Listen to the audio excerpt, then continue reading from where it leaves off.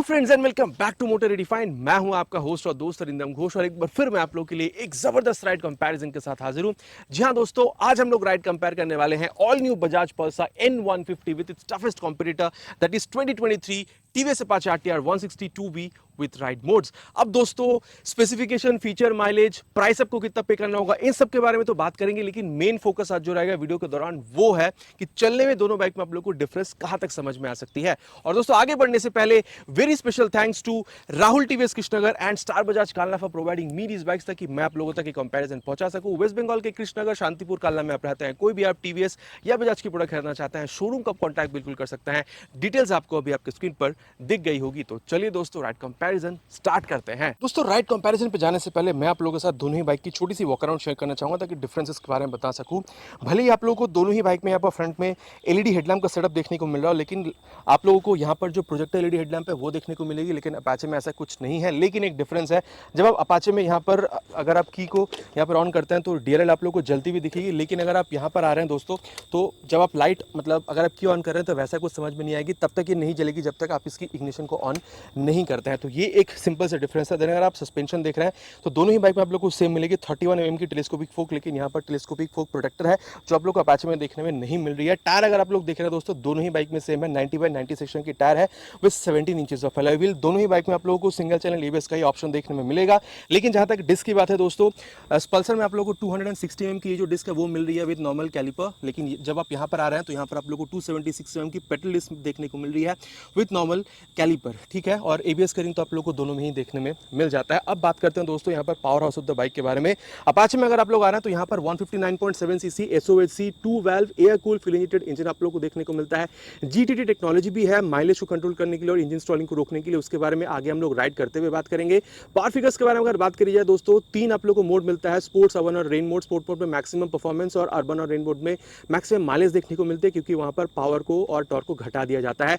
Maximum power आप लोग को 16.04 PS की मिलती है और 13.85 न्यूटन मीटर तक का देखने को मिल जाता है। जब आप यहाँ पर पल्सर में आ रहे हैं दोस्तों, आप देख सकते हैं किक स्टार्ट यहाँ पर है जो कि आप लोग को यहाँ पर अपाचे में देखने में नहीं मिलती है, लेकिन क्यूबिक कैपेसिटी यहाँ पर कम है 10 सीसी तक।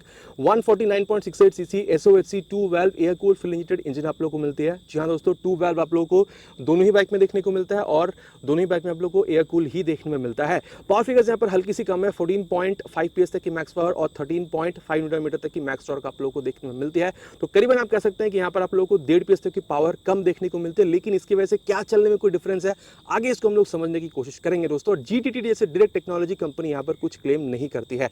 अब दोस्तों यहाँ पर मैं आप लोगों को दोनों ही बाइक की जो एग्जॉस्ट साउंड है वो यहाँ पर आप लोगों को सुनाना चाहूंगा। सबसे पहले यहाँ पर शुरुआत करते हैं विद अपाचे 162V।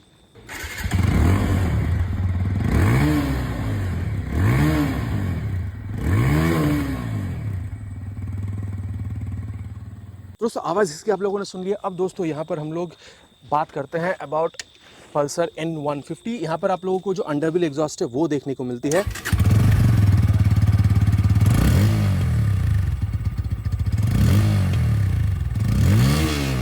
दोस्तों इसकी भी आवाज़ आप लोगों ने सुनी, थोड़ा सा क्लीनर लुक यहाँ पर निकल कर आता है। बाकी आप लोगों का कौन सा ज़्यादा सही लग रही है बिल्कुल आप बताइएगा। रेयर सेक्शन के बारे में बात करते हैं। यहाँ पर भी आप लोगों को क्रिस्टलाइन शेप की जो टेल लैंप है एलईडी वाली वो देखने में मिलती है। यहाँ पर भी आपको एलईडी टेल लैंप ही मिलता है, लेकिन जो मैं बताना भूल रहा था, चाहे वो फ्रंट हो चाहे वो रियर हो, यहाँ पर आप लोगों को ये जो बल्ब की टर्न इंडिकेटर्स है अपाचे में वही देखने को मिलते हैं जो कि नॉन फ्लेक्सिबल है।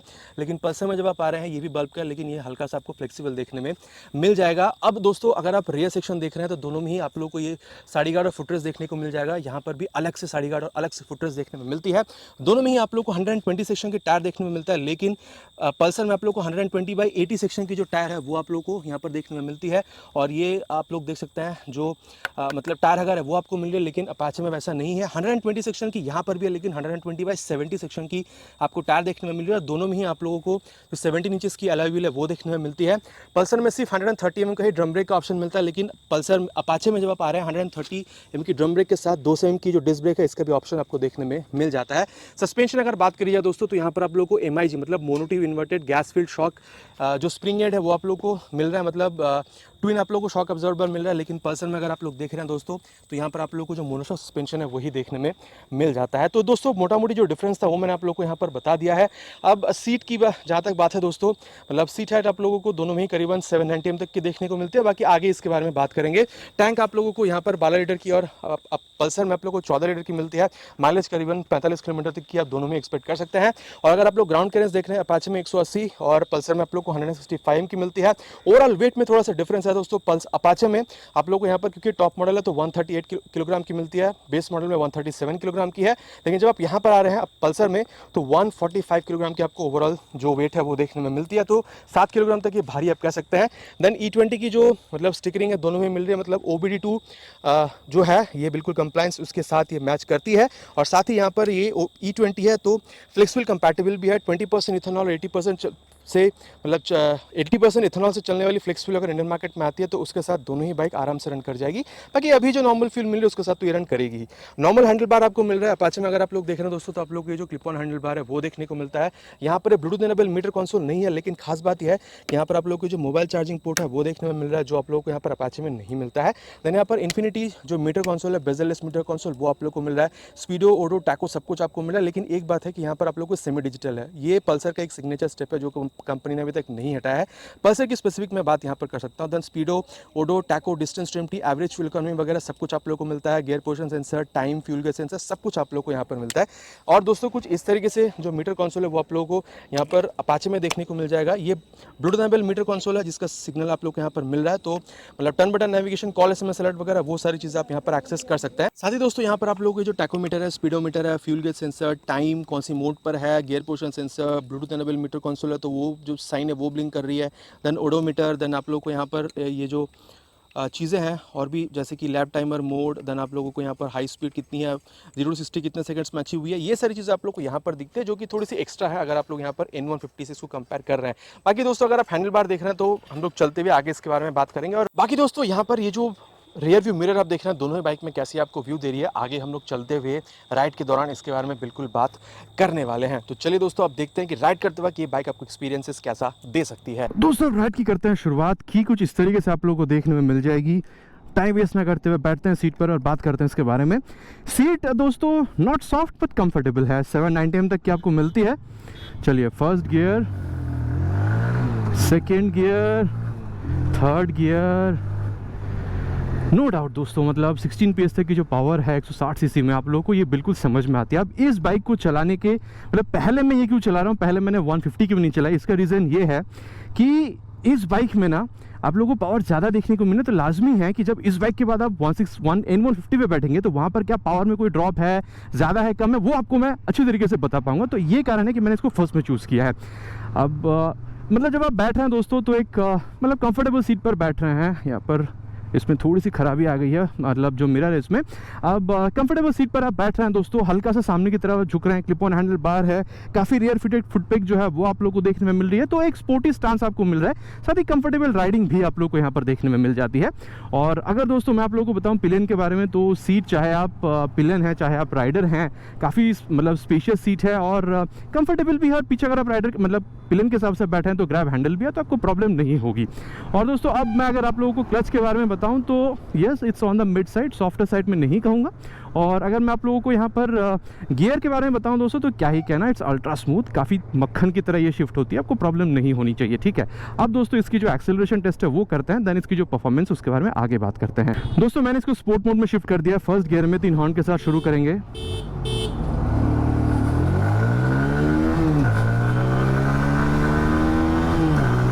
जीरो टू 60 आप लोगों ने देख लिया है। Now it's time for 0 to 100।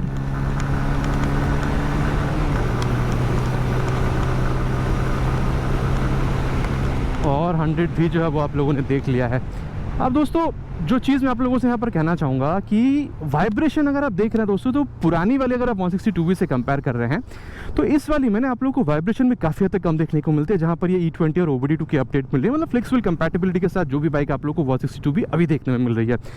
और स्टेबिलिटी दोस्तों यहाँ पर कोई प्रॉब्लम पहले भी आप लोग को महसूस नहीं होती थी, और अब तो चक्के भी इसकी मतलब मोटी हो चुकी है, 120 की आ रही है, तो अब तो आपको और मतलब कंफर्टेबल और मतलब स्टेबल बाइक बिल्कुल फील होती है। और वहीं अगर मैं कहूँ आप लोगों को कंफर्टेबल क्रूजिंग स्पीड क्या हो सकती है दोस्तों, 80 से 90 के बीच में अगर आप रखते हैं तो आपको अच्छी राइडिंग मिलेगी। बाकी हाँ, माइलेज वहाँ पर घटेगी। नॉर्मल माइलेज आप अगर अर्बन या रेन मोड में चला रहे हैं तो 45 किलोमीटर पर लीटर तक की, एटलीस्ट 60 किलोमीटर से 70 किलोमीटर पर तक के बीच में अगर आप राइड करते हैं तो आप मतलब एक्सपेक्ट कर सकते हैं।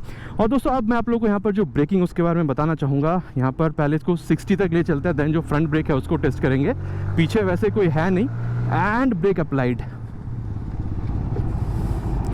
मानना पड़ेगा दोस्तों, काफ़ी बढ़िया ब्रेकिंग आप लोगों को यहाँ पर देखने में मिलती है। एक चीज़ है कि ये जो लीवर है ना सॉफ्ट है ना हार्ड है, तो जितना आप पुल कर रहे हैं उतना आपको अच्छा जो एक्सपीरियंस है वो मिल रहा है, उतना अच्छा ब्रेकिंग आपको मिल रहा है। बाकी मैं कह सकता हूँ ब्रेक बाइट एंड फीडबैक जो है वो आप लोगों को बढ़िया ही देखने में मिल रहा है। और चलिए अब इसकी जो रियर ब्रेक है इसको भी टेस्ट करते हैं। इसको 50 पे टेस्ट करेंगे, and rear brake is also applied.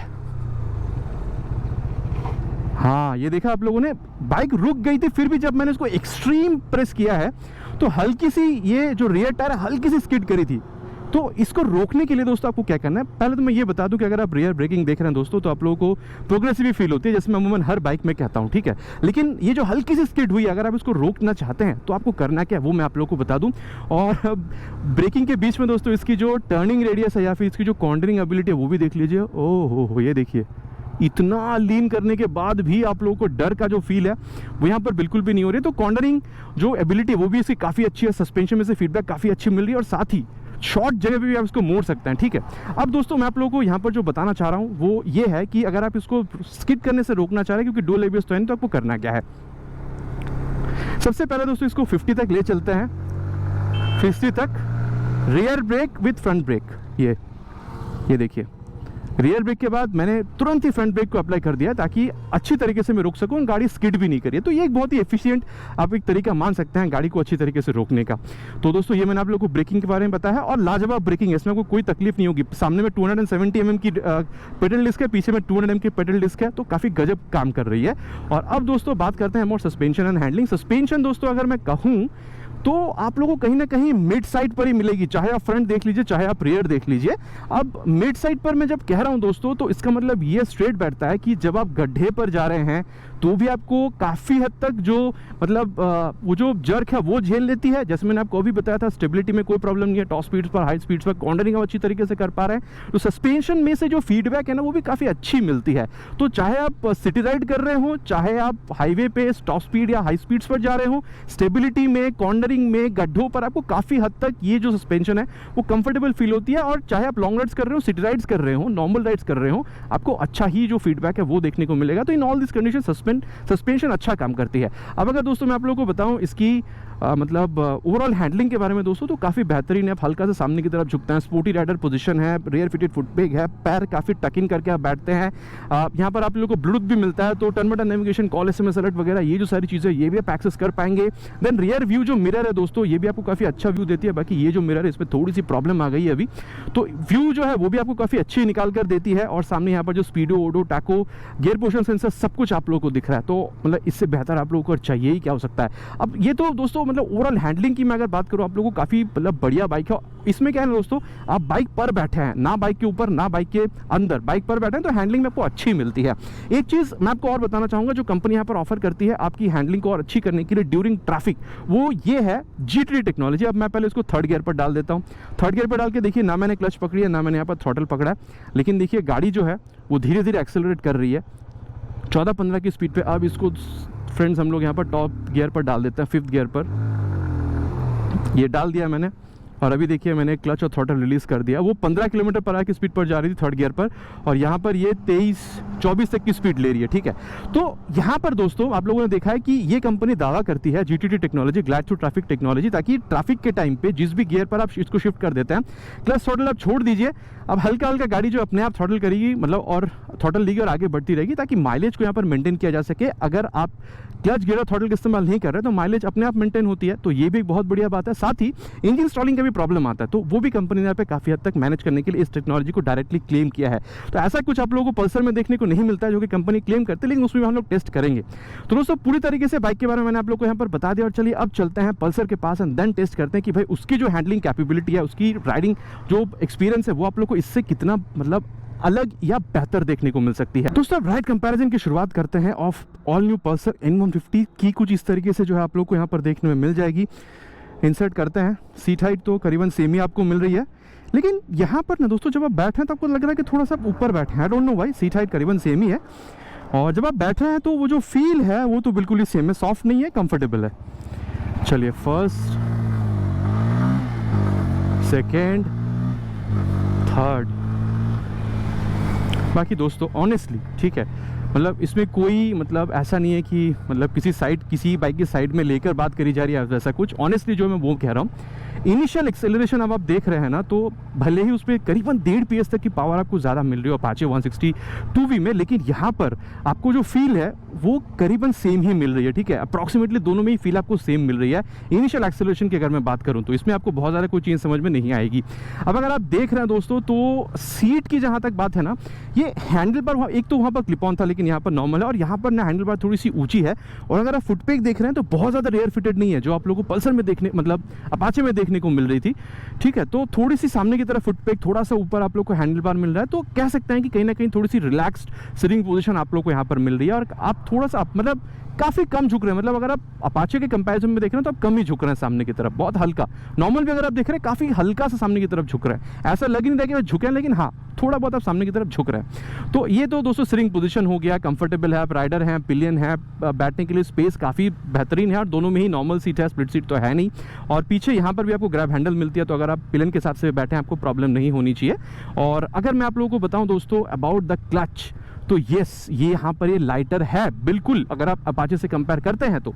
अब अगर आप यहाँ पर गियर देख रहे हैं दोस्तों, तो हाँ क्योंकि अभी ये बिल्कुल ही नई बाइक है तो थोड़ा सा आपको एफर्ट लगाना पड़ रहा है, मतलब बहुत ही हल्का सा व्हेन कंपेयर टू अपाचे। बाकी वैसे तो नॉर्मल में बहुत ज़्यादा फील नहीं होगी, लेकिन अपाचे के कंपैरिजन में अगर आप देख रहे हैं तो थोड़ा सा एफर्ट आपको लगाना हो रहा है, लेकिन ऐसा नहीं है कि यहाँ पर अटक रही है, आपको काफ़ी स्मूथनेस के साथ ये भी आपको शिफ्ट होती हुई दिखेगी। और दोस्तों चलिए अब सेम हम लोग इसकी जो एक्सेलरेशन टेस्ट है वो यहाँ पर कर लेते हैं, देन इसकी जो परफॉर्मेंस है उसके बारे में बात करेंगे। शुरू करते हैं, इसको पहले फर्स्ट गियर पे रख देते हैं 3 हॉर्न के साथ।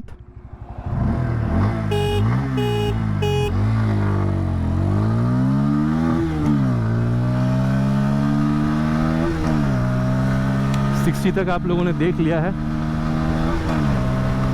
Now it's time for 100।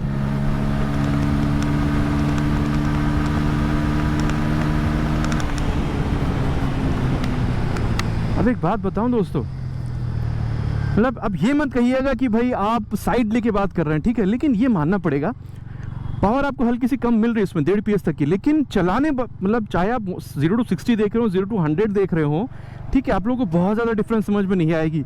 जी हाँ दोस्तों, अगर आप अभी इस बाइक को टॉप एंड में टेस्ट कर रहे हैं, दोनों ही नई बाइक टॉप एंड में टेस्ट कर रहे हैं, तो 160 क्योंकि वहाँ पर थोड़ी सी ज़्यादा आपको पावर मिल रही है और क्यूबिक कैपेसिटी थोड़ी ज़्यादा है, तो शायद आपको वहाँ पर टॉप एंड में वो थोड़ी सी ज़्यादा जाती हुई दिखे, लेकिन 0 to 60 100 में बहुत ज़्यादा फर्क समझ में नहीं आएगा। बाकी स्क्रीन पर आप लोगों ने ऑलरेडी टाइमिंग जो है वो तो देख ही ली होगी कि कौन सा बाइक कितने सेकंड्स में 0 to 60 0 to 100 जा रही है। मेरे हिसाब से नॉर्मल पे अगर आप देख रहे हैं तो बहुत ज़्यादा आप लोगों को फर्क समझ में नहीं आएगा अगर आप एक्सेलरेशन की बात कर रहे हैं तो। अब दोस्तों बात करते हैं अबाउट वाइब्रेशन। इस बाइक में वाइब्रेशन काफ़ी कम है अगर आप 160 से देख रहे हैं तो। बाकी 160 में भी अभी काफ़ी कंट्रोल है, लेकिन उससे भी ज़्यादा कंट्रोल में ये है 90 तक यहाँ पर आपको कुछ भी समझ में नहीं आएगा वाइब्रेशन। उसके ऊपर अगर आप जाते हैं फुट पेग्स में आप लोग को हल्का सा समझ में आता है। एक चीज़ आप देखेंगे, मिरर देखिए, देखा आप लोगों ने मिरर में भी कोई वाइब्रेशन आपको समझ में नहीं आती है, ना ही आप लोगों को टैंक में समझ में आ रही है। और अब बैठे हैं तो टैंक पूरा टक इन करके आप बैठे हैं। तो अब अगर मैं आप लोगों को बताऊं कि स्टेबिलिटी कैसी है, स्टेबिलिटी बिल्कुल सेम है जो आप लोगों को अपाचे 162 भी मिल रही थी, यहाँ पर भी आप लोगों को स्टेबिलिटी कुछ उसी तरीके की देखने में मिल रही है, कोई डिफरेंस आपको समझ में नहीं आएगी। दोनों में काफ़ी सिमिलर है, काफ़ी स्टेबल है बाइक। अब दोस्तों अगर आप देखेंगे कि मतलब कंफर्टेबल क्रूजिंग स्पीड, मैं वही कहूँगा आप 90 तक रखिए, अच्छी आपको जो मतलब एक्सपीरियंस है राइड की वो मिलेगी। अब सेम ही जगह पर दोस्तों यहाँ पर हम लोग इसकी जो कॉर्नरिंग है वो भी चेक कर लेते हैं। ये देखिए, ओह, अब एक बात तो है दोस्तों, क्योंकि यहाँ पर आप लोगों को मोनोशॉक मिल रही है तो कॉर्नरिंग में कहीं ना कहीं एक्सपीरियंस आप लोगों को थोड़ी सी बेहतर ही देखने में मिल रही है। दोस्तों मैं आप लोगों को अपना ट्रू एक्सपीरियंस कह रहा हूँ, अगर आपको शक है तो बिल्कुल आप एक बार दोनों की राइड एक्सपीरियंस जो है आप ट्राई करके देखिए, टेस्ट राइड दीजिए। आप लोगों को दूध का दूध पानी का पानी पता चल जाएगा, लेकिन मुझे जो ऑनेस्टली लग रहा है वो मैं आप लोगों से शेयर कर रहा हूँ, ठीक है। बाकी दोनों में ही अच्छी है, लेकिन क्योंकि मोनोशॉक सस्पेंशन है तो यहाँ पर आपको थोड़ी सी बेहतर महसूस हो सकती है। और टर्निंग रेडियस, एक बात मैं आप लोगों को बताना चाहूँगा, अगर आप एक बार रुक के मैं आप लोगों को बताता हूँ, ये जब आप मोड़ रहे हैं ना दोस्तों यहाँ पर, तो ये मोड़ने का जो एंगल है ना, ये भी आप लोग को दोनों ही बाइक में सेम मिलेगी, ठीक है। तो टर्निंग रेडियस में आप लोग को दोनों ही बाइक में बहुत ज़्यादा कोई जो अंतर है वो यहाँ पर समझ में नहीं आने वाला है। और दोस्तों अब यहाँ पर जो ब्रेकिंग है उसके बारे में बात कर लेते हैं। यहाँ पर आप लोगों को डिस्क जो है छोटी मिल रही है सामने की, देन आप लोग को रियर में ड्रम ब्रेक मिल रहा है। पहले इसको जो है 60 तक ले चलते हैं, देन टेस्ट करते हैं front brake and front brake applied. ये देखा दोस्तों, आप लोगों ने देखा, पहले छोड़ी फिर पकड़ी, मतलब शायद बाइक स्किड कर सकती थी, लेकिन एबीएस ने यहाँ पर अपना इंट्रूशन दिखाया है और बाइक को स्किड नहीं होने दिया है। ये बहुत बढ़िया बात है। बाकी बहुत ज़्यादा अंतर तो है नहीं, यहाँ पर 260 है, वहाँ पे 270 है, तो ब्रेकिंग में आप लोगों को बहुत ज़्यादा जो अंतर है वो फील नहीं हो रही है। बाकी अगर आप क्लच देख रहे हैं, ये लीवर तो ये थोड़ी सी टाइट है, तो आप जितना मतलब हल्का सा अगर आप पकड़ रहे हैं ना, तो ये देखिए, ये बहुत हल्के से पकड़ने पे ही ये बहुत मतलब तरीके से आप लोगों को रोक दे रही है। तो ये थोड़ी सी डिफरेंट, अगर आप 162 से अगर आप इसको मिला रहे हैं तो। और मैं कहूँगा दोस्तों, फ्रंट की जो ब्रेक बाइट फीडबैक है वो आपको काफ़ी बढ़िया ही देखने में मिल रहा है, यहाँ पे तकलीफ नहीं होनी चाहिए आपको। और चलिए दोस्तों, अब इसकी जो रियर ब्रेक है उसको भी स्पीड ऑफ 50 चेक करते हैं एंड ब्रेक अप्लाइड। हाँ, ये आपने देखा है, क्योंकि एक बात तो यह है दोस्तों कि वहाँ पर तो डिस्क ब्रेक थी लेकिन फिर भी हल्की सी फिसली थी, लेकिन यहाँ पर भी वही सेम जब मैंने एक्सट्रीम प्रेस किया है, क्योंकि दोस्तों यहाँ पर आप लोगों को ड्रम ब्रेक मिले तो हल्की सी फिसली है। अब ये जो फिसलन है उसको रोकने के लिए आप क्या करेंगे दोस्तों, एक बार मैं आपको बता देता हूँ। देखिए, ये 60 तक ले चलता है, rear brake with front brake applied, कितनी तरीके से रोक दिया है, जैसे मैंने आपको अपाचे में दिखाया था।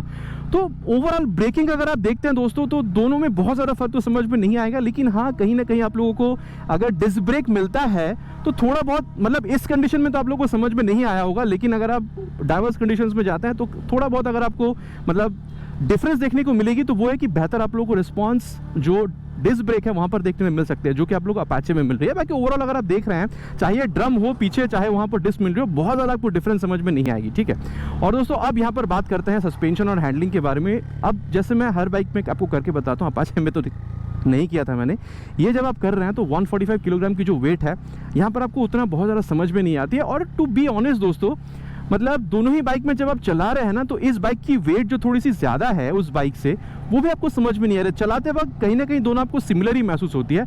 बाकी हाँ, टर्निंग वगैरह में अगर आप देखते हैं तो उसकी जो हैंडलिंग है थोड़ी सी अलग है, वेट थोड़ी सी कम है, तो वहाँ पर आपको थोड़ा सा डिफरेंस समझ में आता है जब आप शार्प टर्न्स वगैरह लेते हैं। तो उसके अलावा बहुत चलाते वक्त बहुत ज़्यादा डिफरेंस समझ में नहीं आएगी।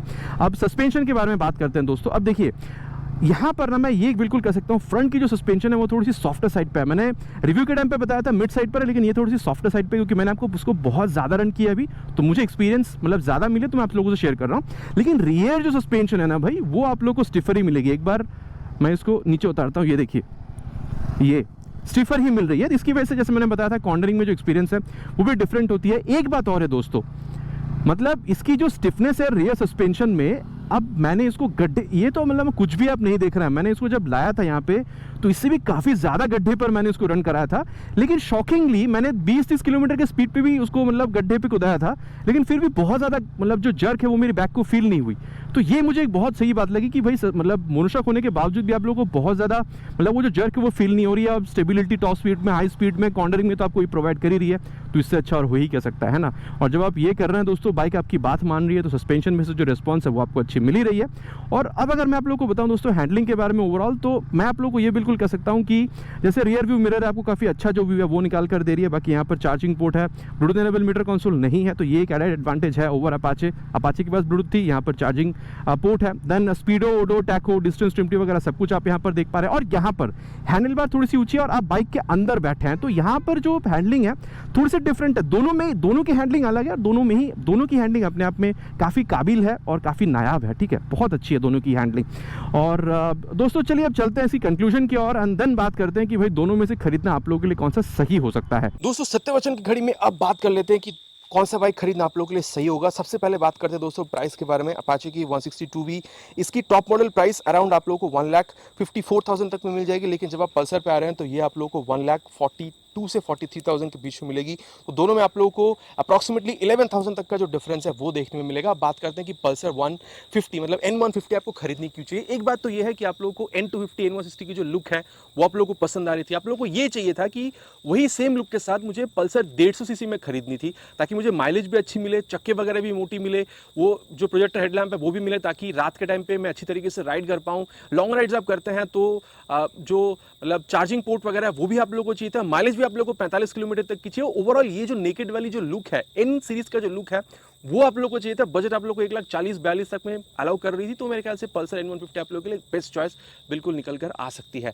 और साथ ही मैं ये कहूँगा दोस्तों कि अगर आप लोग मतलब सिटिंग पोजीशन वाइज देख रहे हैं, डेली राइड सिटी राइड्स के लिए अगर आप लोग देख रहे हैं, तो मेरे ख्याल से क्योंकि इसकी ये जो मतलब हैंडल बार है थोड़ी सी ऊंची है पल्सर N150 की, तो ये थोड़ी सी ज़्यादा कंफर्टेबल राइड आपको दे रही है, क्योंकि फुट पिक्स भी आप लोग को काफ़ी मतलब आगे देखने को मिलती है। तो मैं ये चीज़ भी जोड़ना चाहूँगा, अगर आप लोग को कंफर्टेबल राइड भी चाहिए थी डेली राइड्स के दौरान, तो भी आप लोग इस बाइक को बिल्कुल प्रेफर कर सकते हैं। अब बात करते हैं दोस्तों यहाँ पर अपाचे के बारे में। ये जो लुक है दोस्तों काफ़ी मतलब सालों से मार्केट में चली आ रही है, बाकी अभी तो इसकी लुक थोड़ी सी अपग्रेड भी हुई है, तो इस लुक के काफ़ी लोग दीवाने हैं।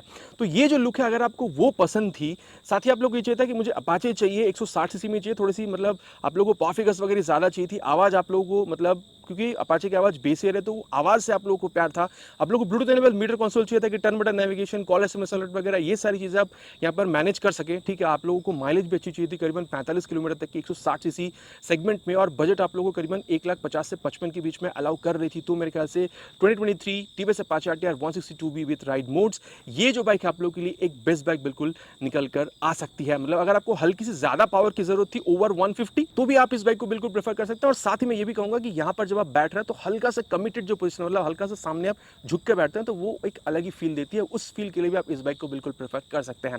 ये था दोस्तों मेरा verdict about the ride comparison between these two bikes. बाकी आप लोग बिल्कुल बताइएगा दोनों में से कौन सा बाइक आप लोग को ज़्यादा सही लगी, कौन सा बाइक खरीदना आप ज़्यादा पसंद करेंगे। आशा करता हूं दोस्तों वीडियो आप लोग को पसंद आई होगी। बहुत जल्द मिलेंगे इसी तरीके की एक नया वीडियो में एक नए बाइक के साथ। Till then ride safe and जय हिंद।